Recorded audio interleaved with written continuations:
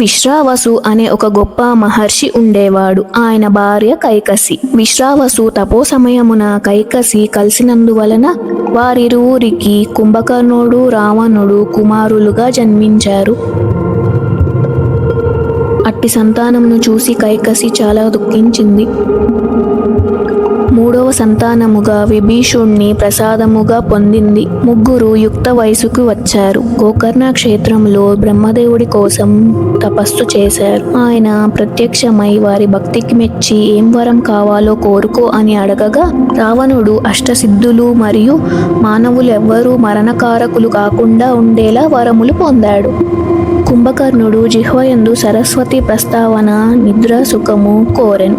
విభీషణుడు ధర్మబుద్ధి, బ్రహ్మాస్త్ర సిద్ధి, అమరత్వములను కోరెను. రావణుడి తల్లి కైకసి ప్రతిరోజు సముద్ర తీరాన ప్రదవలింగ పూజ చేసేది. నిత్య పూజ చేసే సమయంలో సముద్ర కెరటాల్లో ప్రథమలింగం కలిసిపోయింది. కైకసి ఆ రోజు మొత్తం బాధపడుతూ అక్కడే కూర్చుంది. అది చూసిన రావణుడు ఏమైందమ్మా అని అడగగా ఇలా అని చూపిస్తుంది. నేను శివుడి ఆత్మలింగాన్ని తెస్తాను అని కైలాసంకి రావణాసురుడు వెళ్తాడు. రావణాసురుడు తన 2 చేతులతో ఆత్మలింగాన్ని కదిలిస్తాడు. దాంతో కైలాసగిరి మొత్తం కదిలిపోతుంది. దాంతో పార్వతీదేవి భయపడి శివుడిని గట్టిగా పట్టుకుంటుంది. రావణాసురుడు చేతులు ఇరుక్కుపోయిన ఆ బాధ భరించలేక తన శరీరాన్ని రాగతాళంగా మ్రోగించి శంకరుడి కృప పొందుతాడు.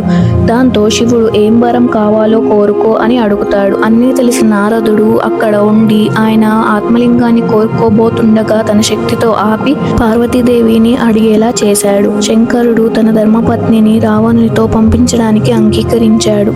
శంకరుడి ఆలోచన తెలుసుకున్న అమ్మవారు రావణుడికి కొన్ని నిబంధనలు పెట్టింది. మార్గ మధ్యంలో ఎక్కడైనా నీ మనసు విచలితమైనా నేను నిన్ను వదిలి కైలాసంకి వెళ్తాను అని అంటుంది. దాంతో రావణాసురుడు ఒప్పుకుంటాడు. ఇద్దరు కైలాసం నుంచి లంకకు బయలుదేరుతారు. పార్వతీదేవి కొన్ని ఫలములు కావాలి అని చెప్తుంది. దాంతో రావణాసురుడు అమ్మవారిని చెట్టు కింద కూర్చోపెట్టి నేను తీసుకువస్తాను తల్లి అని అడవికి బయలుదేరుతాడు.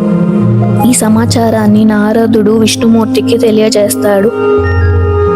అడవి ప్రాంతంగా వెళ్తున్న రావణుడు మండోదరిని చూసి విష్ణుమాయ వల్ల ఆమెపై ప్రీతి పెంచుకుంటాడు.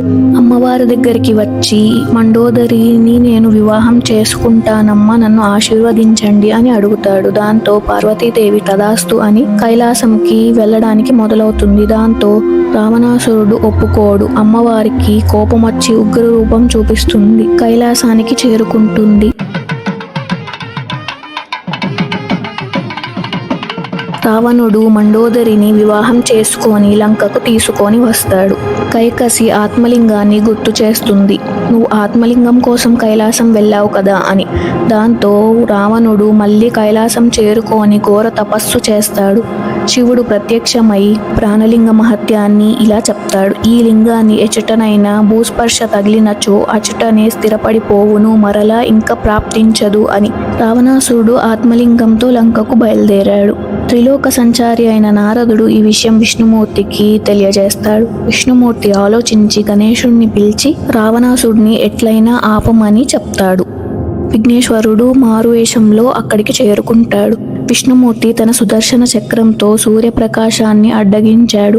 దాంతో రావణాసుడు సంధ్యావదనం సమయం అయిందని, ఆత్మలింగాన్ని భూమిపైన పెట్టకూడదని ఎవరికైనా ఇచ్చి తాను స్నానానికి వెళ్ళాలని అనుకుంటాడు. వేరే రూపంలో ఉన్న గణపతిని చూసి రావణాసురుడు తన చేతిలో ఉన్న ఆత్మలింగాన్ని గణపతికిచ్చి కింద పెట్టకుండా చూడమని చెప్తాడు. అప్పుడు గణపతి ఇలా అంటాడు, ఆత్మలింగం చాలా బరువుగా ఉందని 3 సార్లు పిలుస్తాను, అప్పటికి రాకపోతే నేను దీన్ని కింద పెట్టేస్తానని చెప్తాడు. దాంతో రావణాసుడు సరే అని వెళ్ళి స్నానం చేస్తూ ఉంటాడు. ఇంతలోనే 3 సార్లు గణపతి రావణాసుడిని పిలుస్తాడు. ఆయన రాడు. ఆయన పరిగెత్తుకుంటూ వచ్చేది చూసి గణపతి భూమి పైన పెట్టేస్తాడు. దాంతో గణపతి తలపై పిడికిలితో కొట్టెను. ఆవేశపరుడై ఆత్మలింగాన్ని పెకిలించడానికి రావణుడు ప్రయత్నించగా అది కొంచెమైనాను కదలక తన శక్తినంతా పోగొట్టుకొనెను. నీవే మహాబలేశ్వరుడు అని స్తుతించెను. అంత రావణుడు సిగ్గుతో సముద్ర మార్గముగా లంకకు బయలుదేరెను. ఇదే మహాబలేశ్వరుడి ఆలయం. ఈ కథ కనుక మీకు నచ్చినట్టయితే లైక్ చేసి సబ్స్క్రైబ్ చేయండి.